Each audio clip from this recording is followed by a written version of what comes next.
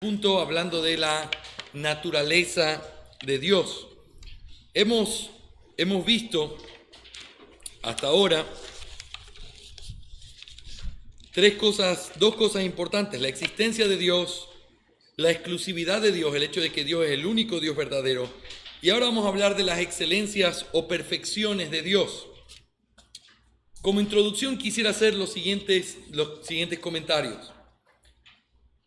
El asunto principal de debate que hubo en el tiempo de la Reforma fue la soteriología, como ya lo vimos, el tema de la doctrina de la salvación.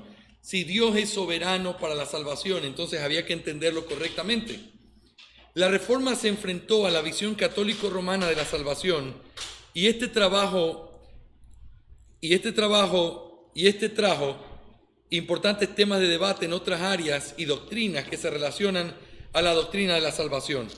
La conexión entre la soteriología y la doctrina de Dios está fundamentada en la doctrina del decreto de Dios.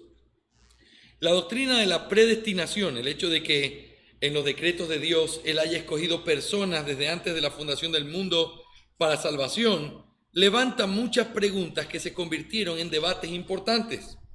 Desde la perspectiva de una elección, si Dios ha decretado todas las cosas, entonces, ¿cuál es el límite entre la soberanía de Dios y la responsabilidad humana? Este razonamiento hace completamente necesario el tener que estudiar quién es Dios para poder entender las obras de Dios. Todo lo que aparece en el párrafo 1 trata los atributos de Dios vistos desde este contexto. Por esta razón, los atributos presentados por la confesión de fe deben ser vistos desde dos perspectivas.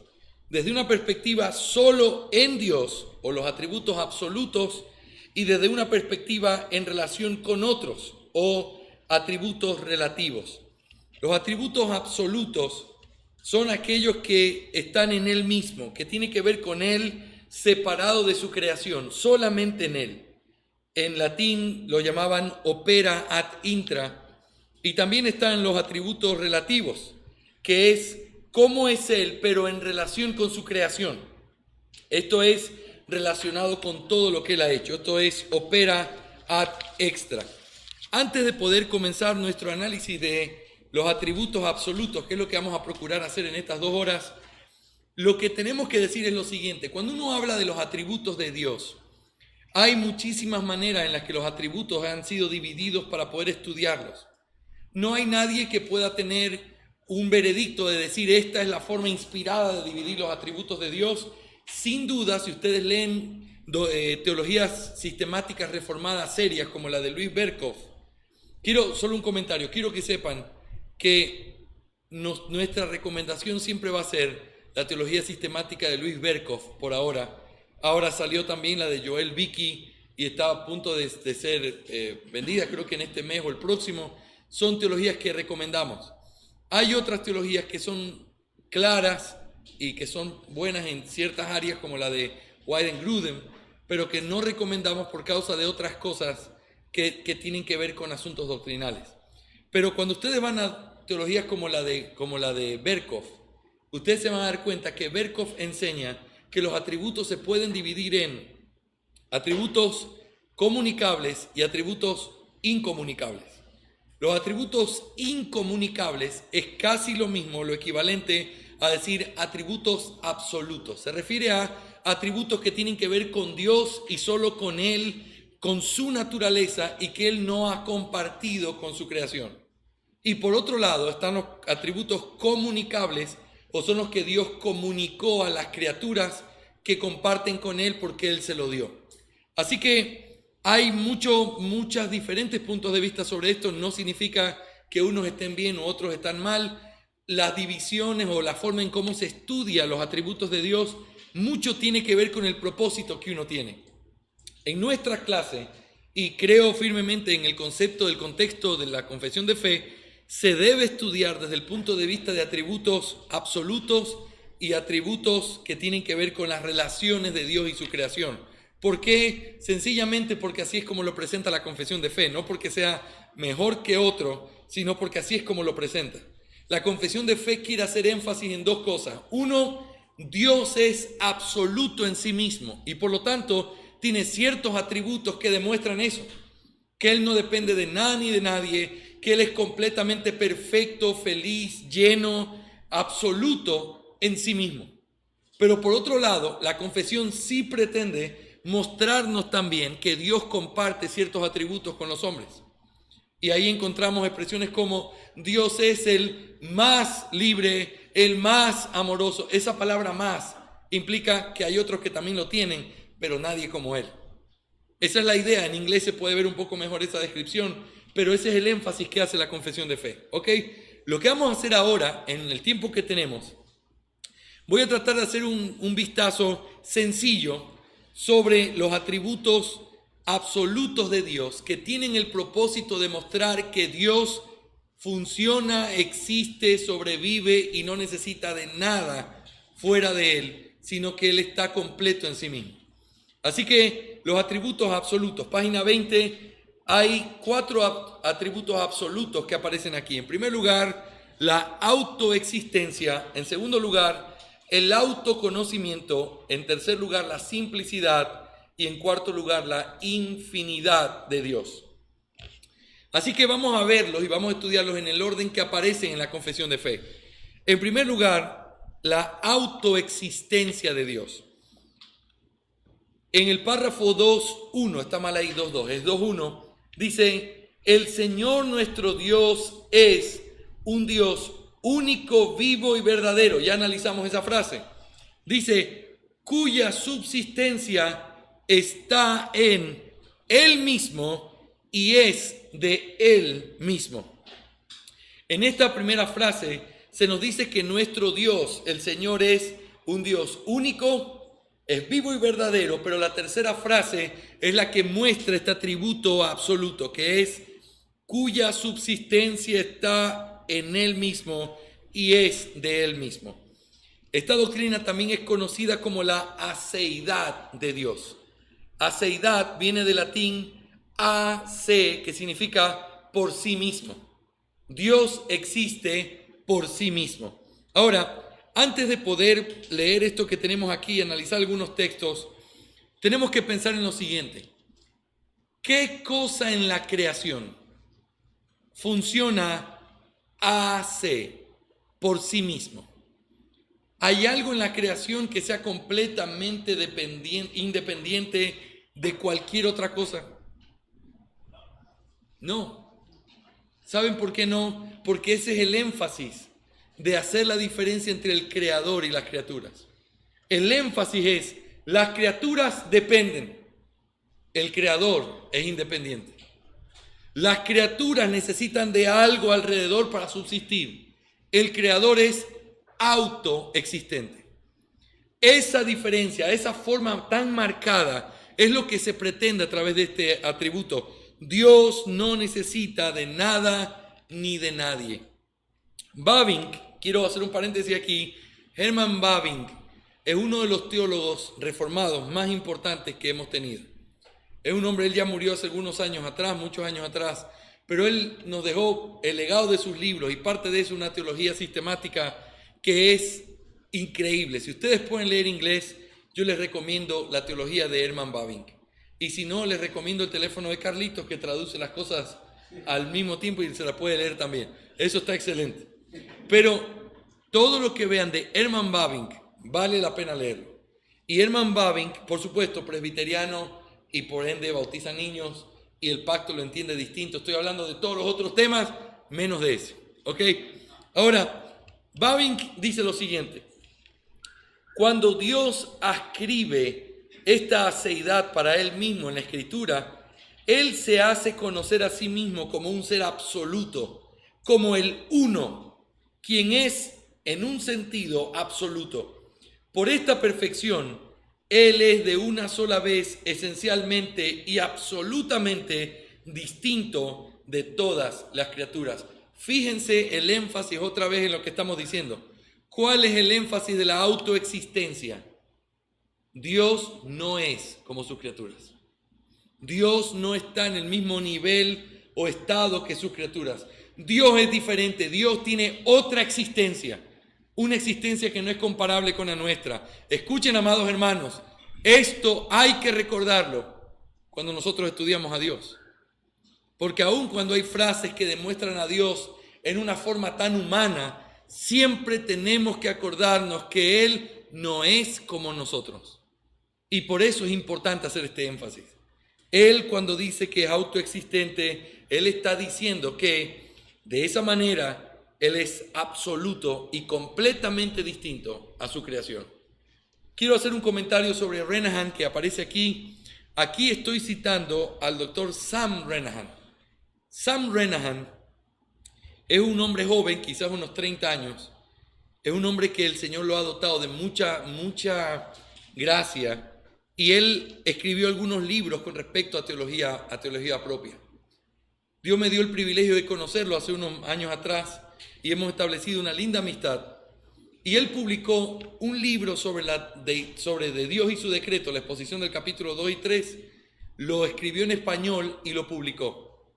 Yo lo compré, lo leí en algunas partes y le pedí que nos diera el privilegio de poder revisar el libro para poder cambiar ciertas cosas en la parte de la escritura. Él me concedió el privilegio, se editó, ese libro está listo para ser solo aprobado por él y Dios mediante va a poder ser también publicado. Dios quiera también en nuestro país el poder tener ese libro. Ese libro es lo mejor que pudiéramos recomendar hoy en día con respecto a la exposición de nuestra confesión de fe en el capítulo que tiene que ver con Dios.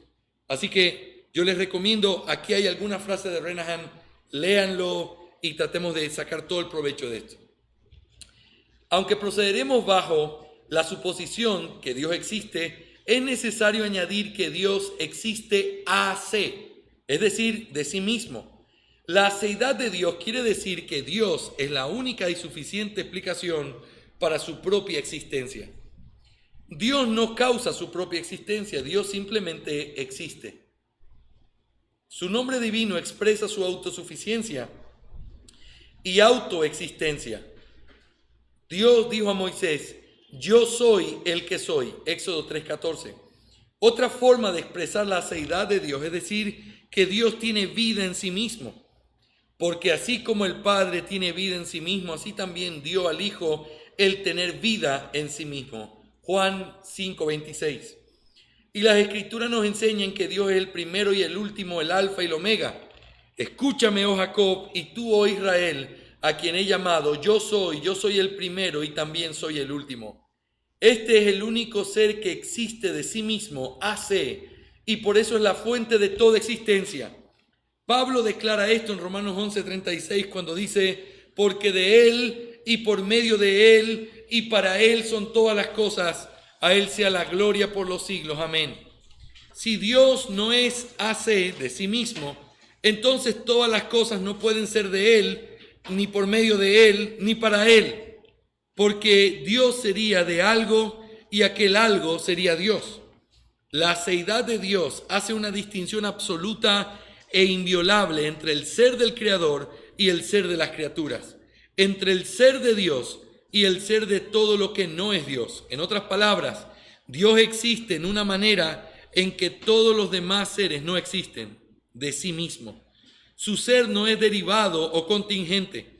Podemos utilizar varios tipos de preguntas para discernir en qué manera Dios es distinto de la creación. Por ejemplo, ¿cuánto? Cantidad. ¿Cuál? Calidad, cualidad. ¿Y qué? Quiridad. La distinción entre el creador y la creación basada en la aceidad de Dios no es una distinción de cantidad. La diferencia entre Dios y su creación no es que Dios tiene más ser y la creación menos. Varias formas de panteísmo suponen que la creación y Dios son iguales. Dios es la totalidad de todos los seres, eso es lo que dice el panteísmo. Y las cosas tienen una porción de su ser. Entonces, ni podemos explicar la diferencia entre Dios y la creación en términos de cualidad, ni tampoco podemos explicar la diferencia entre Dios y la creación en términos de cualidad. La pregunta ¿cuál? Supone que hay una categoría común del cual dos cosas son ejemplo o casos.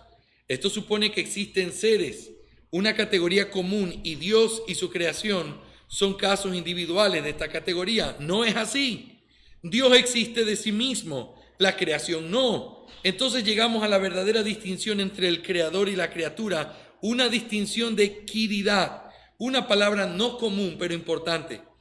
Si preguntamos qué es Dios y qué es la criatura, entonces vemos la diferencia absoluta e inviolable que existe entre el creador y la creación. Dios es AC, independiente y autoexistente. La criatura existe solamente por el poder creador y sustentador de Dios. El alcance de este fundamento doctrinal es grandísimo y todo el sistema que se construye sobre este fundamento depende de ello. Fíjense lo que se está diciendo aquí de una manera clara. La autoexistencia de Dios nos enseña un principio fundamental. Dios no es como su creación. Su creación depende de otros.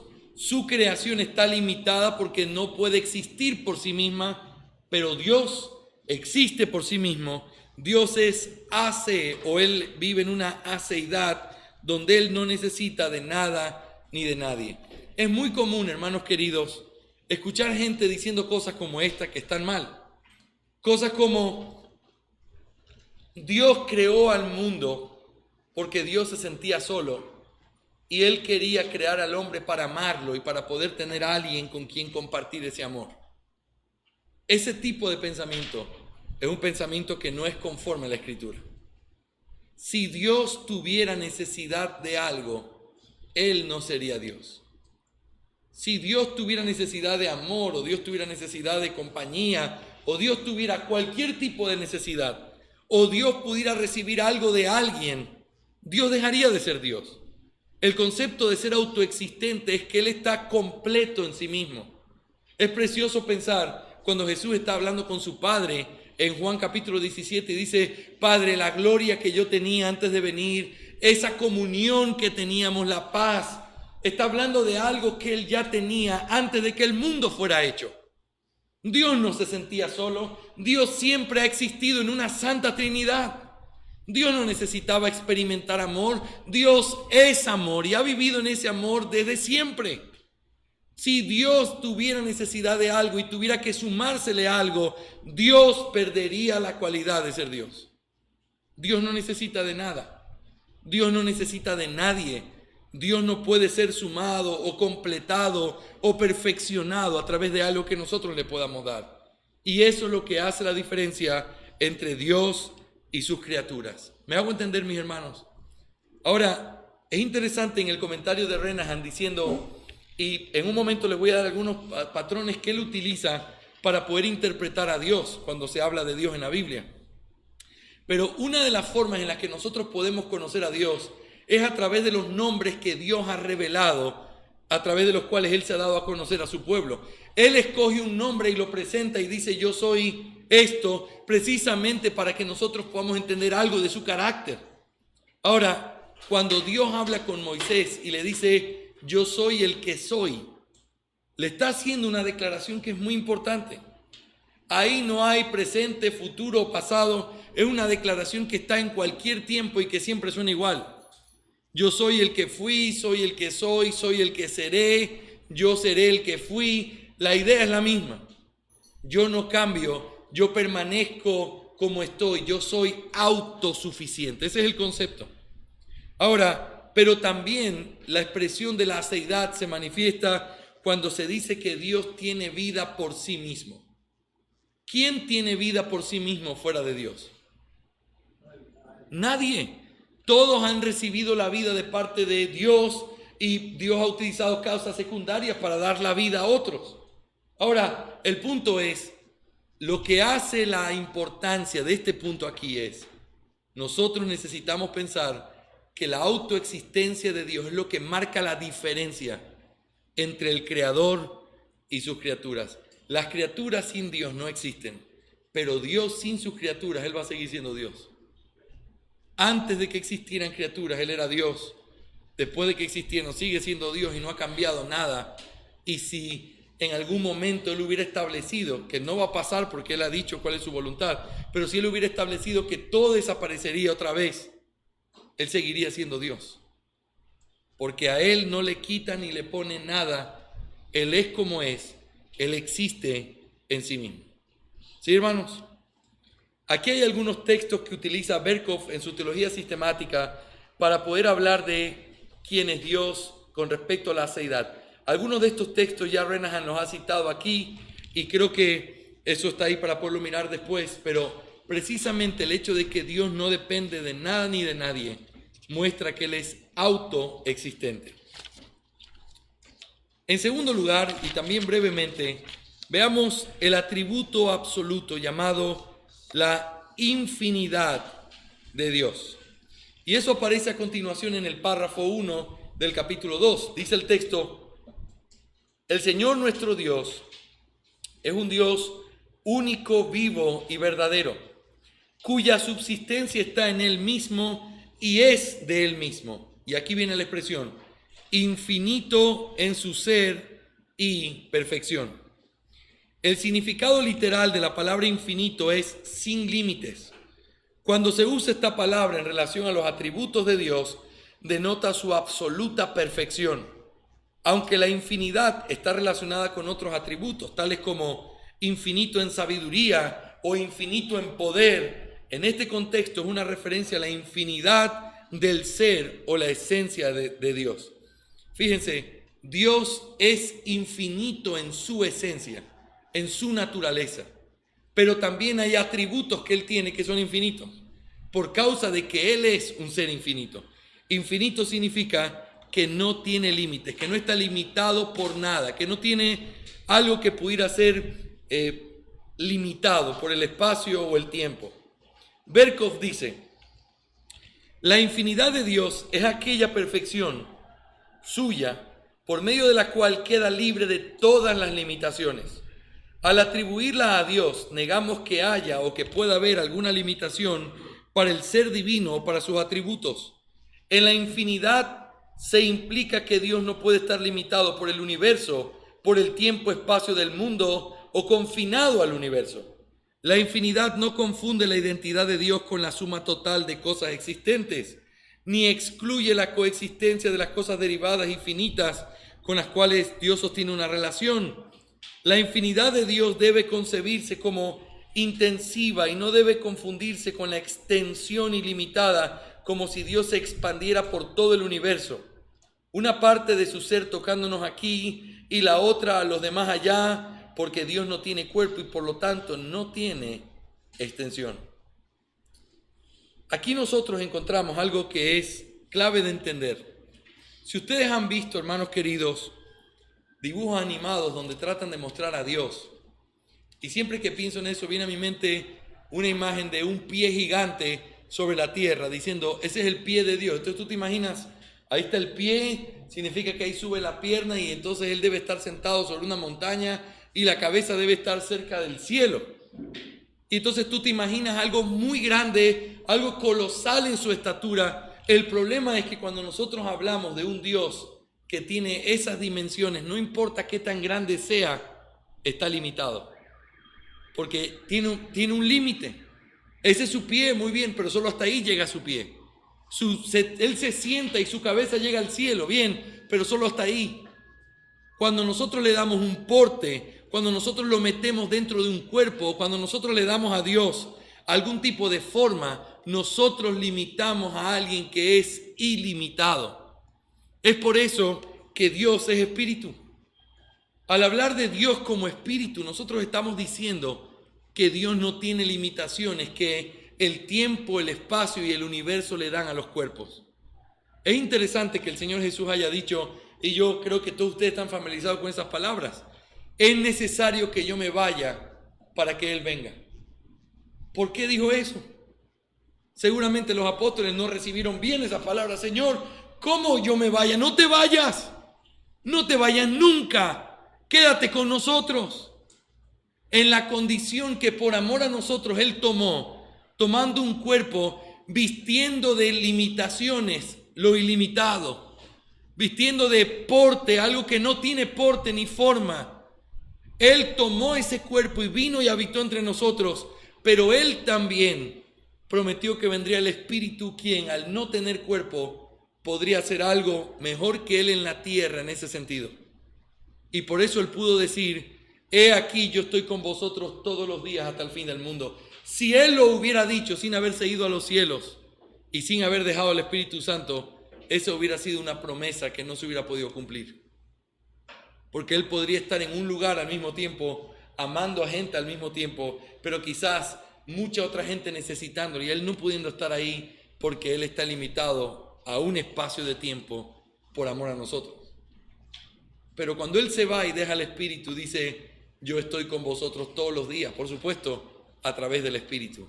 Si alguien hoy clama por Jesucristo en África y al mismo tiempo claman por Él en alguna parte de Haití, los dos van a recibir respuesta.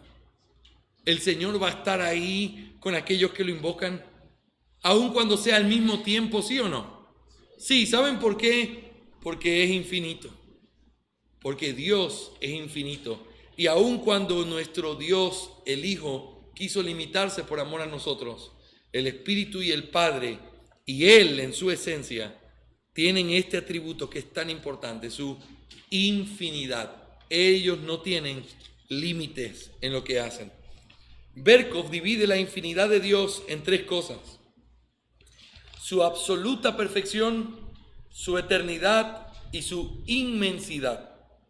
Es importante tener en mente esto cuando revisemos los atributos de su eternidad, infinidad con respecto al tiempo, e inmensidad, infinidad con respecto al espacio. Por ahora analizaremos la infinidad de Dios en su ser o esencia. Berkov dice, su absoluta perfección. Esta es la infinidad del ser divino considerada en sí misma. No debe entenderse en sentido cuantitativo, sino cualitativo. Ella califica todos los atributos comunicables de Dios. El poder infinito no es un quantum absoluto, sino una inagotable potencia de poder. Y la infinita santidad no es un ilimitado quantum de santidad, sino una cantidad que está cualitativamente libre de toda limitación o defecto. Lo mismo se puede decir del conocimiento y de la sabiduría infinitos, y del amor y la justicia infinitos. James Orr dice, quizás podamos decir que la infinidad de Dios es finalmente interna y cualitativamente ausencia de toda limitación y defecto, pero también es ilimitada potencialidad. Aquí está una vez más Dixon diciéndonos cómo él plantea esto de la infinidad de Dios. ¿Es Dios infinito en su ser y perfección? Él responde sí, y aparecen aquí dos textos que ahora los vamos a leer. Siendo así entonces, ¿no erran los bortianos, socianianos y antropomorfitanos quienes sostienen que Dios es finito en su ser y perfección? Sí. ¿Y cuáles son las razones a través de las cuales su enseñanza es refutada? Primero, porque Dios tiene una existencia a partir de sí mismo y todas las cosas dependen en Él y por lo tanto no puede haber nada por lo cual Él pueda estar limitado. Segundo, porque Dios está presente en todo lugar, en el cielo y en la tierra y más allá de los cielos. Y tercero, porque la Escritura afirma que la perfección de Dios es lo más sublime, es inmensurable, inmutable e infinitamente grande, más allá de todas las criaturas. Vamos a mirar algunos de estos textos para poder analizar brevemente esto y así concluir esta clase. Fíjense Job capítulo 11, versículos 7 al 9.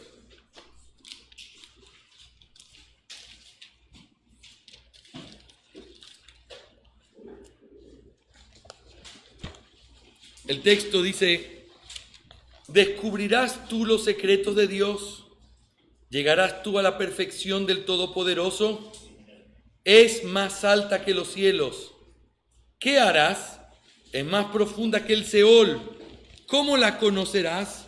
Su dimensión es más extensa que la tierra y más ancha que el mar. Y luego miren Job 26, 14.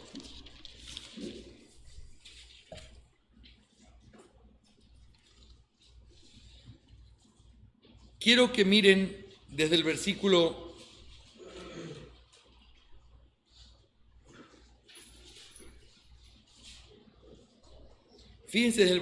1.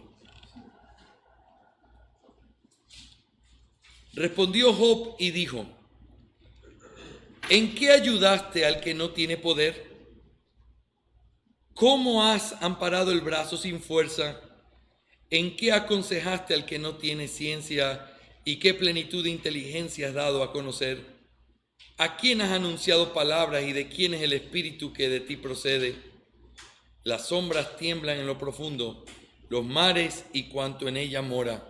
El Seol está descubierto delante de él y el Abadón no tiene cobertura. Él extiende el norte sobre el vacío, cuelga la tierra sobre nada, ata las aguas en sus nubes y las nubes no se rompen debajo de ellas. Él encubre su faz de su trono y sobre él extiende su nube. Puso límite a la superficie de las aguas hasta el fin de la luz y las tinieblas. Las columnas del cielo tiemblan y se espantan a su reprensión. Él agita el mar con su poder y con su entendimiento hiere la arrogancia suya. Su espíritu adornó los cielos, su mano creó la serpiente tortuosa. Fíjense, he aquí, estas cosas son solo los bordes de sus caminos. Y cuán leve es el susurro que hemos oído de él. Pero el trueno de su poder, ¿quién lo puede comprender? Qué texto tan increíble, ¿sí o no? Todo esto que para nosotros ya es increíblemente grande. ¿Cómo es que la tierra está sostenida? ¿Cómo es que funciona? ¿Cómo es que puso límites a la luz y a la oscuridad? Él hizo todo eso. Y eso que estamos hablando, que Él está hablando con tanta gracia, dice, eso es solamente el borde de sus caminos. Es simplemente un leve susurro que nosotros hemos oído de Él. Dios es infinito. Sus obras son infinitas. Y una vez más, el contraste clave aquí es, ¿cómo es la creación? Finita, limitada, dependiente. Dios es independiente, Él vive por Él mismo, pero en segundo lugar, Él es infinito. No hay nada que pueda limitar lo que Él hace. Amén, hermanos.